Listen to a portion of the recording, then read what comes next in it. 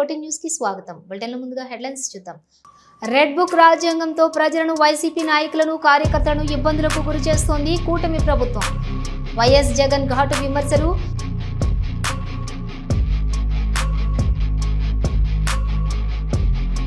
మంగళగిరి నియోజకవర్గం 67వ ప్రజా దర్బార్ కార్యక్రమం. ప్రజలు ఇచ్చిన వినతులను స్వీకరించిన నారా లోకేష్.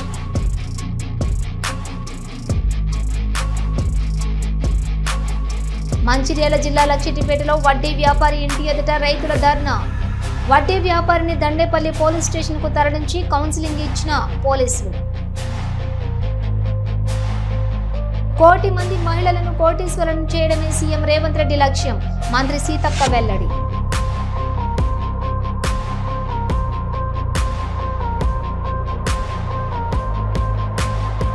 రాష్ట్రంలో ఒక భయానక వాతావరణం కనిపిస్తుందని, రెడ్ రాజ్యాంగాన్ని ఇంప్లిమెంట్ చేస్తూ ప్రజలను, వైసీపీ నాయకులను, కార్యకర్తలను ఇబ్బందులకు గురి చేస్తుంది చంద్రబాబు ప్రభుత్వం అని ఆరోపించారు మాజీ ముఖ్యమంత్రి వైఎస్ జగన్. రాష్ట్రంలో ఈ రోజు ప్రజాస్వామ్యం గానీ, చట్టం గానీ, రాజ్యాంగ మనుగడ గానీ ప్రశ్నార్థకంగా మారినదని ఆవేదన వ్యక్తం చేశారు వైఎస్ జగన్. రాష్ట్రంలో ఈరోజు నిజంగా చంద్రబాబు నాయుడు గారి కుట్రల నేపథ్యంలో రెడ్ బుక్ రాజ్యాంగం తాను ఇంప్లిమెంట్ చేస్తూ ఉన్న వైఖరి, పొలిటికల్ గవర్నెన్స్ అన్నది రాష్ట్రంలో చంద్రబాబు నాయుడు గారు టేక్ ఓవర్ చేసుకుని నడిపిస్తూ ఉన్న తీరును, వీటి నేపథ్యంలో రాష్ట్రంలో ఒక భయానక పరిస్థితి ఈరోజు వాతావరణము రాష్ట్రంలో నెలకొని ఉంది. ఈ రాష్ట్రంలో ఈరోజు ప్రజాస్వామ్యం కానీ, చట్టం కానీ, రాజ్యాంగ మునగడ కానీ ఇవన్నీ కూడా ప్రశ్నార్థకంగా మారిన పరిస్థితులు ఈరోజు రాష్ట్రంలో కనిపిస్తూ ఉన్నాయి. రాష్ట్రంలో ఈరోజు ఉన్నది ఒకే ఒక ప్రతిపక్ష పార్టీ. మిగిలినటువన్నీ కూడా చంద్రబాబు నాయుడు గారితో పాటు అధికారం పంచుకొని ఉన్న పార్టీలే. టీడీపీ అయినా, బీజేపీ అయినా, జనసేన అయినా అన్నీ కూడా అధికారంలో భాగస్థులై అధికారంలో ఉన్న పార్టీలు. రాష్ట్రంలో మిగిలి ఉన్నది ఒకే ఒక్క ప్రతిపక్ష పార్టీ, వైఎస్ఆర్ కాంగ్రెస్ పార్టీ. ఈరోజు ప్రజలకు ఏ కష్టం వచ్చినా కూడా పలుకుతా ఉన్న పార్టీ కూడా ఒక వైఎస్ఆర్ కాంగ్రెస్ పార్టీ. 67వ ప్రజా దర్బార్ కార్యక్రమాన్ని మంగళగిరి నియోజకవర్గంలో నిర్వహించారు మంత్రి నారా లోకేష్. ప్రజలిచ్చిన వినతులను స్వీకరించిన నారా లోకేష్ త్వరగా వారి యొక్క వినతులను పరిష్కరించేలా చర్యలు తీసుకుంటామని తెలిపారు. ఎల్లప్పుడూ ప్రజలకు అందుబాటులో ఉంటూ ప్రజా సమస్యలు పరిష్కారానికి శక్తివంచన లేకుండా కృషి చేయమని తెలిపారు నారా లోకేష్.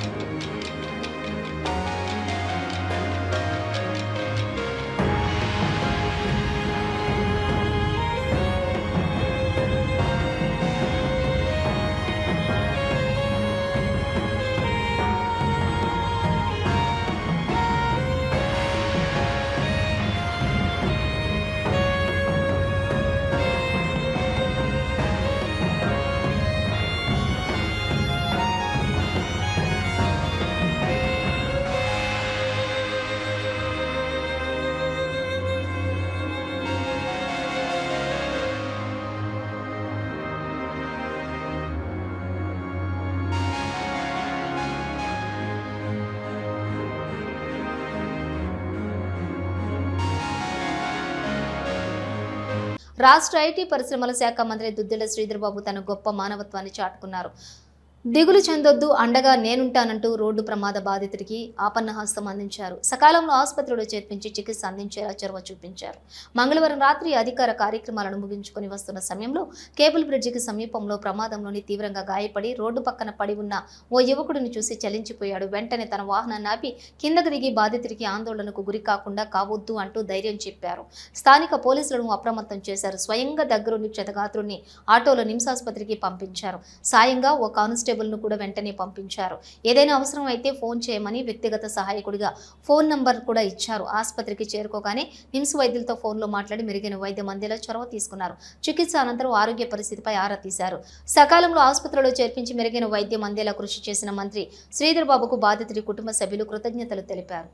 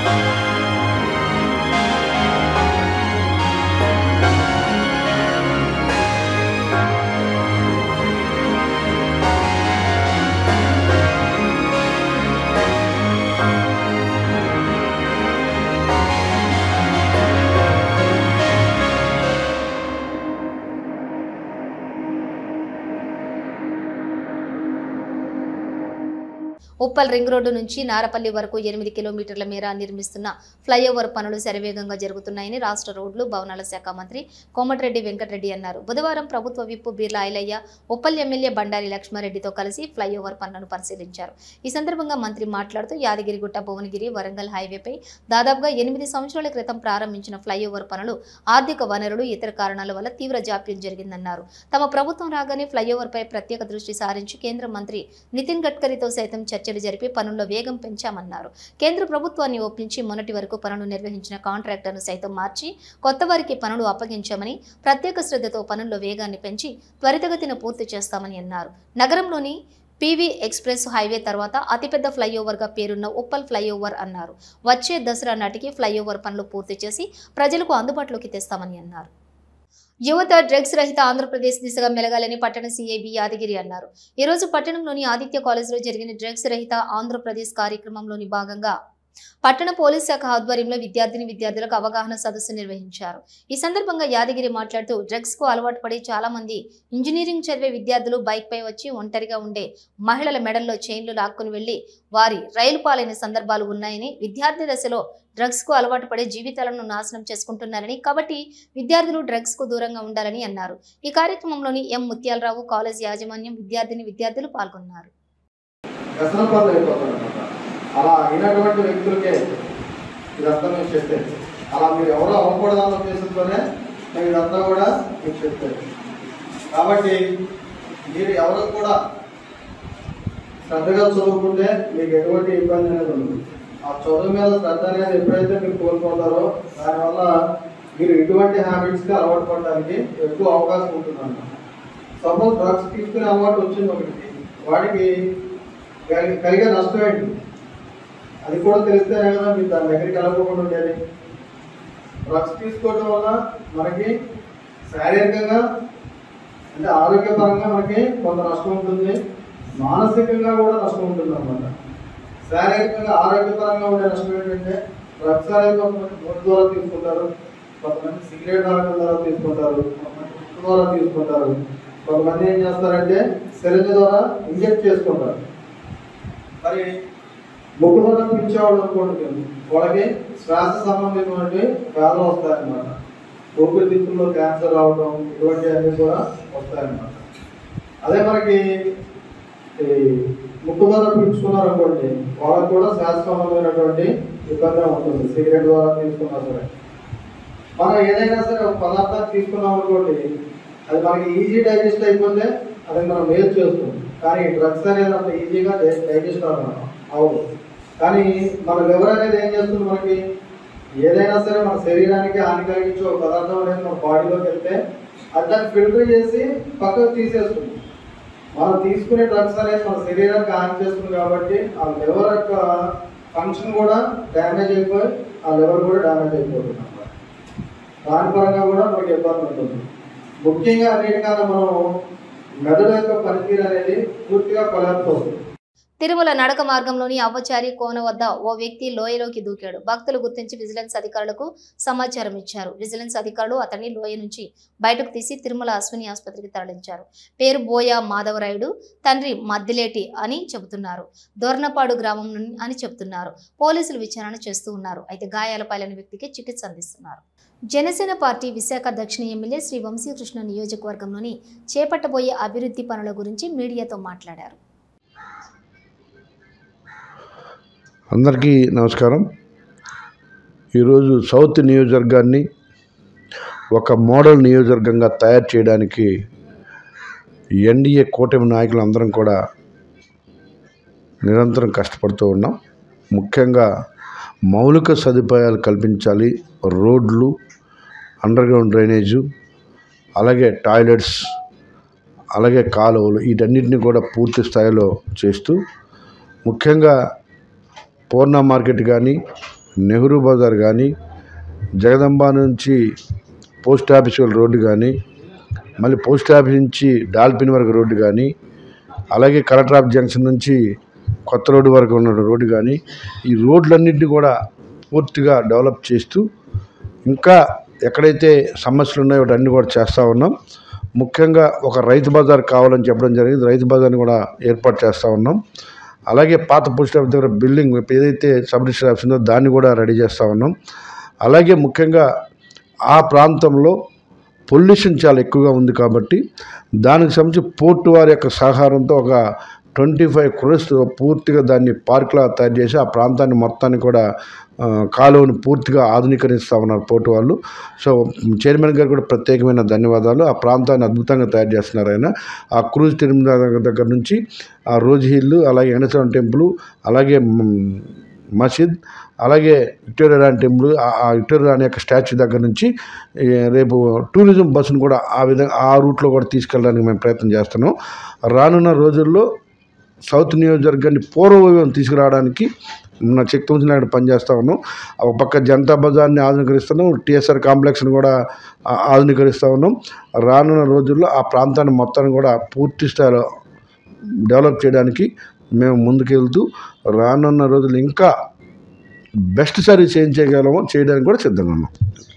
చంద్రగిరి మండలం ఎల్లంపల్లిలోని ఏనుగుల గుంపు మరోసారి బీభత్సం సృష్టించింది.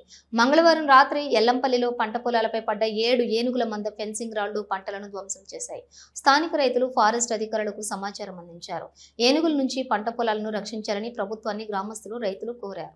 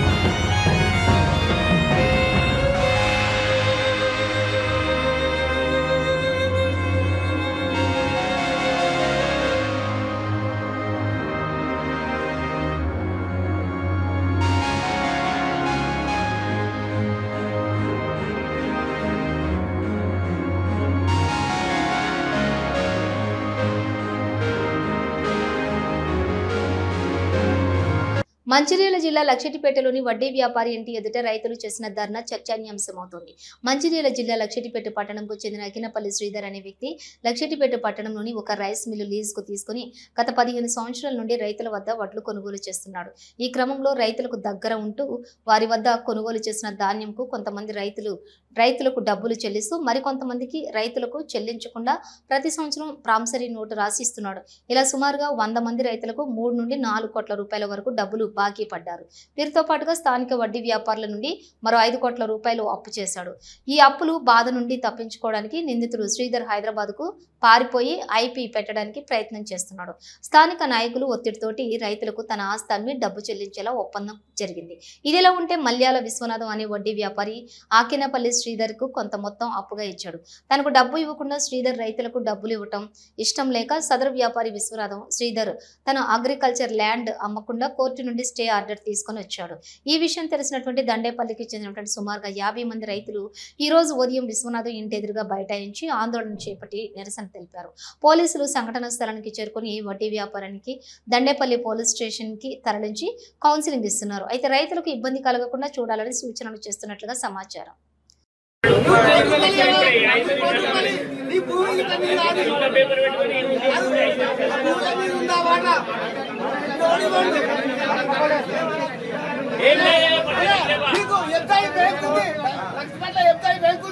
అక్కడ ఆంధ్ర బ్యాంక్ ఉంది, ఇక్కడ బ్యాంక్ ఉంది, బ్యాంకులో పెట్టుకోలే ఆయన దగ్గర అడ్డీ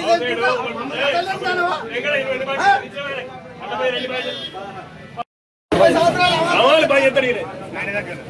గత 20 సంవత్సరాలు అమలు పని చేస్తాడు. అమలు పని ఆయన శ్రీధర్ సైడ్ దగ్గర అమలు పని చేస్తాడు. 20 సంవత్సరాలు వాళ్ళ బిడ్డ పేర్లకు 2 బిడ్డల పాప వీళ్ళకి బిడ్డ పేర్ల కోసం ప్రతి సంవత్సరం 20,000, 50,000 లక్షల రూపాయలు ఆ జాబిని 5 లక్షలు ఆయన రాసి పెట్టుకున్నాడు. అసలు కూడా మోసం చేసి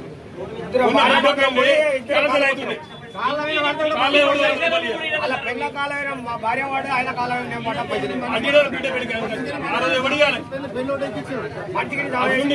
ఇల్లు కట్టుకుంటాను.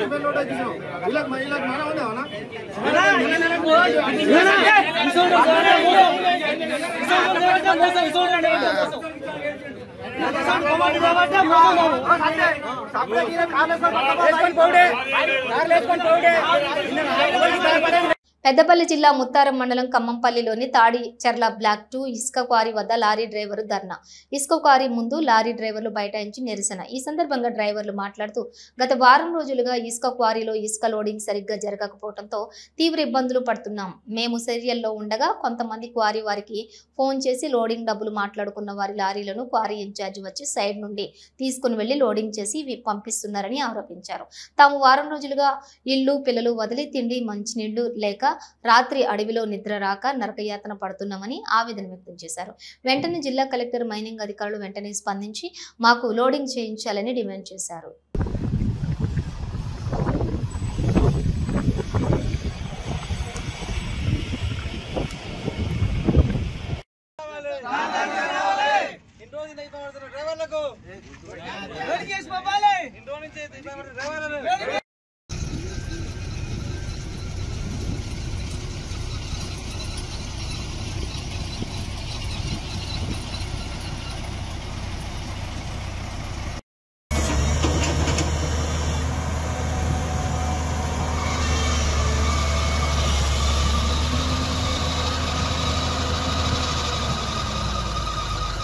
జిల్లా కలెక్టర్ గారికి, ఎంఆర్ఓ గారికి, మరి అధికారులకు అందరికీ కూడా మా యొక్క నమస్కారాలు.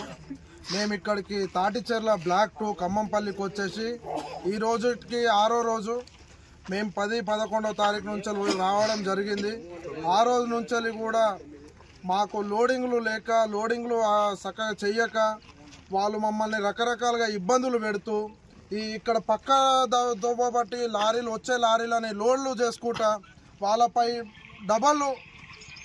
డబ్బులు వసూలు చేసుకుంటా ఎవరైతే డబ్బులు ఇస్తున్నారో ఆ లారీలని లోడ్లు చేస్తూ ఆ బండ్లకే లోడింగ్ చేసి పంపించడం జరుగుతూ ఉన్నది.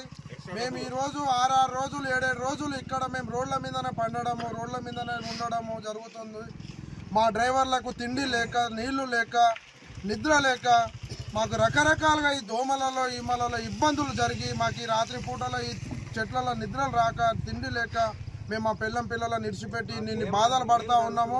మాకు నిన్నటి నుంచి కావాలని చెప్పేసి ఏదో నిందలు మోపుతూ ఈడ లోడింగ్ బంద్ చేసి వెళ్ళిపోవడం జరిగింది. నిన్నటి నుంచి ఇప్పటిదాకా మాకు ఏ ఒక్క సమాధానం కూడా ఇవ్వకుండా ఈ లోడింగ్ ఇన్ఛార్జీలు కానీ, ఈ లోడింగ్ క్వారీ వాళ్ళు కానీ మా పట్ల ఒక శ్రద్ధ లేకుండా వివరిస్తూ ఉన్నారు. మమ్మల్ని ఇక్కడ తిండి లేక ఈ రైతుల పైన నిందలు మోపడము, లేదంటే మా పక్క పంటి బండ్లు రావడము, అక్కడి నుండి వచ్చే బండ్లను వదిలిపెడితేనే ఆ బండ్ల డబ్బులు ఇస్తే ఆ బండ్లకు లోడ్లు చేపిస్తామని చెప్పేసి ఆ బండ్లకు లోడ్లు మేము పంపించకపోతే మేము అడ్డుకుంటే నిన్నటి నుండి మమ్మల్ని ఇక్కడ ఆపడం జరిగింది. మరి మేము ఈ కష్టాలలో ఎన్ని రోజులు ఉండాలి, ఈ బాధలు మేము ఎన్ని రోజులు పడాలని చెప్పేసి మా డ్రైవర్లు ఒక ఆవేదన చెంది మేము ఈ రోజు రోడ్ ఎక్కడం జరిగింది. కాబట్టి అధికారులు మా పట్ల దయ ఉంచి కొంచెము దయదల్చి మా సమస్యలను వెంటనే తీర్చి మమ్మల్ని లోడ్లు చేసి పంపించాల్సిందిగా మీకు ఒక మనవి చేస్తా ఉన్నాము. అంబేద్కర్ కోనసీమ జిల్లా అంతర్వేది శ్రీలక్ష్మీ నరసింహస్వామి వారి భూములను ఆక్రమించుకుని చర్చి కట్టడం ప్రారంభించారు. దీనిని రెవెన్యూ అధికారులు అడ్డుకుని ఆక్రమణలను తొలగించారు.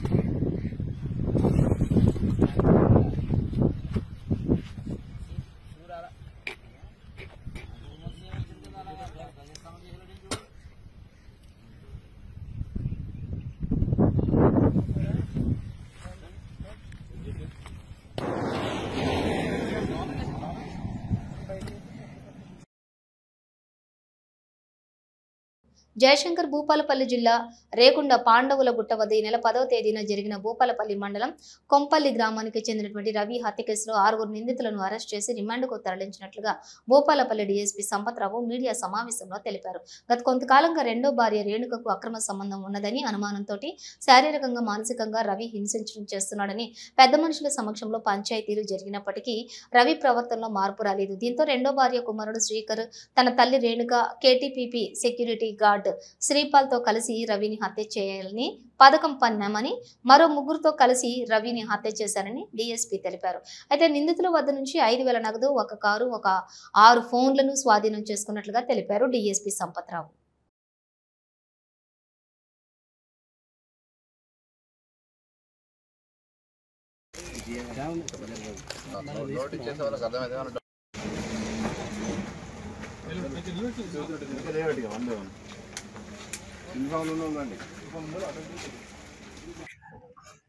ఈ నెల 10వ తారీఖు నాడు మన పాండాలగుట్ట దగ్గర ఈ పర్ష రవి అనే వ్యక్తి, మన కుంపెల్లి చెందిన వ్యక్తి హత్య గావించబడ్డాడు.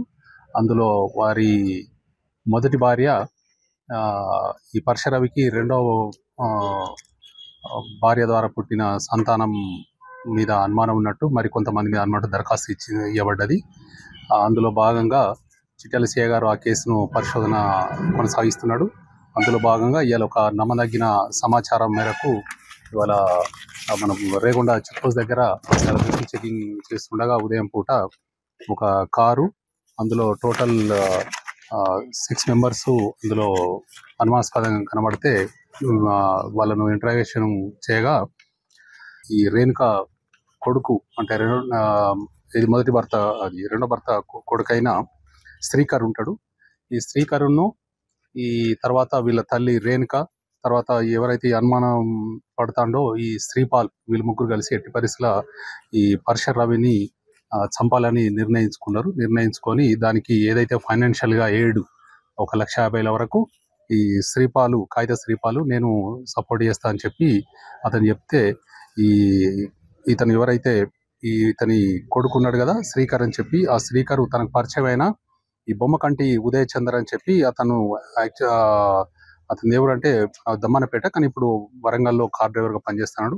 అతను చెప్తే అతను అగ్రి అయ్యాడు. అతను ఏం చేసినాడు, బొమ్మకంటి ఉదయ్ చందరు ఈ దమ్మన్నపేట సంబంధించిన పసుల సందీపు, ములుగురి నరేష్, వీళ్ళిద్దరిని కూడా అతను మాట్లాడుకొని ఇట్లా పలాని హత్య చేయాల్సి ఉంటుంది మాట్లాడుకుంటే, వీళ్ళందరినీ కూడా ఈ మన పాతపల్లి శ్రీకర్ చనిపోయిన కొడుకు వీళ్ళందరినీ వీళ్ళ తల్లికును ఈ శ్రీపాల్కు పరిచయం చేస్తే వీళ్ళందరూ కూడా ఒప్పుకున్నారు. ఇందులో భాగంగా ఈ శ్రీపాల్ కూడా అమౌంట్ను ఒక 50,000 రూపాయల వరకు కూడా అమౌంట్ను ట్రాన్స్ఫర్ 25,000 రూపాయలు ట్రాన్స్ఫర్ చేయడం జరిగింది దఫాలుగా ఎవరికి, ఈ ఉదయ్ చందర్కు. వాళ్ళందరూ కూడా మొన్న 10వ తారీఖు నాడు ఈ శ్రీకారు ఏం చేస్తారంటే వాళ్ళ నాన్నను పని ఉందని చెప్పి కొందరు ఆఫీసర్స్ వచ్చి మాట్లాడే పని అని చెప్పి కారులో ఒక వేరే ఫ్రెండ్ కారును హైర్ చేసుకొని ఇంటికి పోయి కొంపల్లి నుంచి అతను ఎక్కించుకొని వచ్చి వీళ్ళందరూ కూడా ఆ రోజు వెహికల్ ఉండి మద్యం దాగించుకొని మన ఇక్కడికి ఈ పాండాలగుట్ట దగ్గర తీసుకొచ్చి అతను ముందు సీట్లో కూర్చుంటే వెనక సీట్లో ఈ శ్రీకర్ తాడుతోటి అతను ఉదయ్ చందర్ కాలు పట్టుకుంటాడు. మిగతా ఇంకో ఇద్దరు వాచ్ వేస్తా అంటారు. ఎవరు, ఈ పసుల సందీప్ను, ములుగురు నరేష్ అని. అతను చనిపోయినాక నిర్ధారించుకున్న తర్వాత అతన్ని ఆ పక్కన పొదలలో పడేసి ఆ రోప్ను కూడా ఆ ఏరియాలో పడేసి అతని దగ్గర ఉన్న దాదాపు 20,000 రూపాయలు కూడా అతను తీసుకొని వెళ్ళడం జరిగింది. మచిలీపట్నంలోని మెగా జాబ్ మేళా ప్రారంభమైంది. జాబ్ మేళాకు యువత నుండి అనూహ్య స్పందన లభించింది. మంత్రి కొల్లు రవీంద్ర ఆదేశాల మేరకు స్కిల్ డెవలప్మెంట్ కార్పొరేషన్ ఆధ్వర్యంలో జాబ్ మేళా నిర్వహించడం జరిగింది. జిల్లా కలెక్టర్ డికే బాలాజీతో కలిసి మంత్రి కొల్లు రవీంద్ర జాబ్ మేళాను ప్రారంభించారు. జాబ్ మేళాకు సుమారుగా 30 కార్పొరేట్ కంపెనీలు హాజరయ్యాయి. జాబ్ మేళాలో పాల్గొనేందుకు వేలాదిగా యువత తరలి వచ్చింది. తమ పేర్లను రిజిస్ట్రేషన్ చేయించుకునేందుకు కూడా బార్లు తీరారు. సుమారుగా 1,500 మందికి పైగా తమ పేర్లను రిజిస్ట్రేషన్ చేయించుకున్నారు. గత 3 రోజులుగా జాబ్ మేళాలో పాల్గొనే యువతకు అధికారులు ప్రత్యేక శిక్షణ ఇచ్చారు. గౌరవ ముఖ్యమంత్రి చంద్రబాబు నాయుడు ప్రమాణ స్వీకారం చేసిన తర్వాత ఆయన ఒక మిషన్ డాక్యుమెంట్ ఇవ్వడం జరిగింది. సంబంధించి ఆ రోజు సాఫ్ట్వేర్ విధానాన్ని, కానీ ఆ మిషన్ 2020 ఇవాళ ప్రపంచంలో ఏ దేశానికి వెళ్ళినా మన తెలుగు వాళ్ళు ఉన్నారంటే అక్కడ యువత జనాభా తగ్గిపోయింది, అంతా ఏజ్డ్ అయిపోయారు. అలా మనం ఒక జాబ్ మేళా కండక్ట్ చేస్తాం.